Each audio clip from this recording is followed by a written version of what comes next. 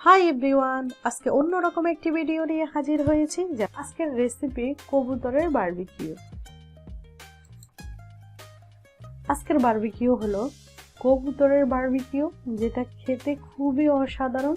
আজকে আমি আপনাদেরকে তৈরি করে দেখাবো কিভাবে সিম্পল ভাবে খুবই মজাদার হেলদি বারবিকিউ বাসায় তৈরি করতে পারবেন। তো চলুন কথা না বাড়িয়ে মূল রেসিপিতে চলে যাই।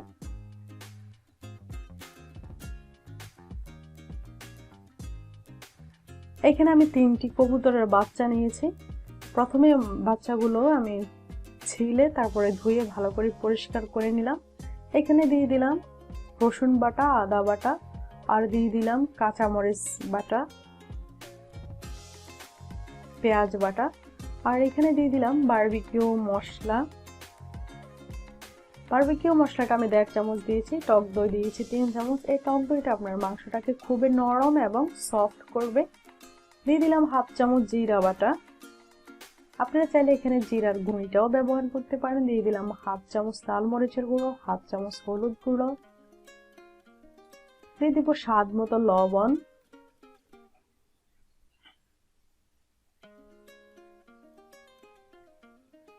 তারপরে দিয়ে দিব সরিষার তেল। অবশ্যই বারবিকিউতে সরিষার তেল দিবেন, অন্য কোনো তেল না, কারণ বারবিকিউ টেস্ট সরিষার তেলে বেটার। এখন এটা আমি ভালো করে হাত দিয়ে মেখে এটা রেস্টে রেখে দিব 2 থেকে 3 ঘন্টার জন্য। সেক্ষেত্রে আপনার বারবিকিউটা করলে বেশি সফট হবে। যদি হাতে একান্তই সময় না থাকে সেক্ষেত্রে 1 ঘন্টা, ম্যাক্সিমাম 1 ঘন্টা রাখবেনই। আর কেউ যদি চান এটা ওভারনাইটে রেখে দিতে, তাতেও কোনো সমস্যা নেই, ওভারনাইটেও রেখে দিতে পারবেন। এখন আমি আমার বারবিকিউটা বসানোর কিছুক্ষণ আগেই আমার যেটাতে আমি বারবিকিউটা করব সেই প্রসেসিংটা শুরু করে দিলাম। এখানে আপনারা মার্কেটে কয়লা কিনতে পারবেন। যদি 10 টাকার কয়লা আনেন, আমার চ্যানেলে অনেকগুলো ভিডিও আছে, বাট দেখে আসতে পারেন। 10 টাকার কয়লা আনলে কিন্তু আপনারা অনেক দিন অনেক কিছু করেই খেতে পারবেন, একদম মন মতো রেস্টুরেন্টের স্টাইলে। তো আমি এখানে প্রথমে একটা থালি দিয়ে নিলাম। থালির ভিতরে একদম চুলাটাকে হাই হিট দিয়ে কয়লাটাকে জাস্ট 5 মিনিট একটু গরম করে নিব। যখনই দেখবো যে কয়লাগুলো একদম আগুন খাকা করতেছে, তখনই আমি চুলাটাকে স্টপ করে দেব না, বাট একদম লো করে দিব। আর আমার বারবিকিউটা এই কয়লার উপরেই আমি রান্না করব।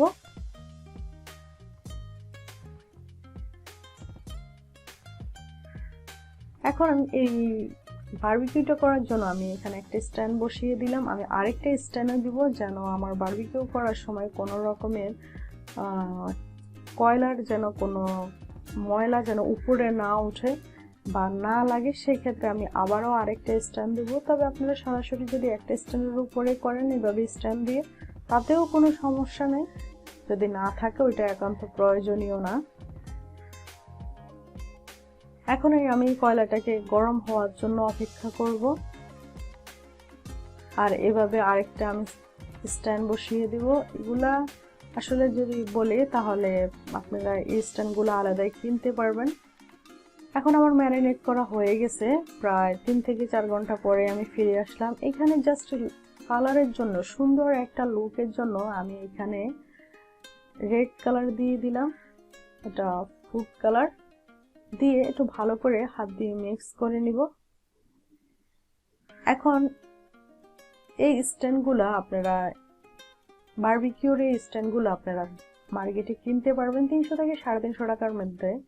যদি একবারে এরকম একটা স্ট্যান্ড কিনলে কিন্তু অনেক বছর ব্যবহার করা যায়। এখন আমি স্ট্যান্ডটাকে সোজা করে বারবিকিউগুলো মানে মাংসের টুকরোগুলো একটু সুন্দর করে সাজিয়ে দিব, যেন আমার বারবিকিউটা করতে অসুবিধা না হয়, বারবার যেন উল্টানো না লাগে। মানে বারবিকিউটা করার সময় যেন বারবার আমার ছিকটা খোলা না লাগে, সেভাবে আমি একটু সুন্দর করে সাজিয়ে দিলাম। এখন আমার কয়লাটা প্রায় হিট হয়ে গেছে অলরেডি। এখন এটা আমরা বসিয়ে দিলাম। প্রথম অবস্থায় প্রতি 2 থেকে 3 মিনিটের মাথায় মাথায় ঘন ঘন উল্টিয়ে দিব।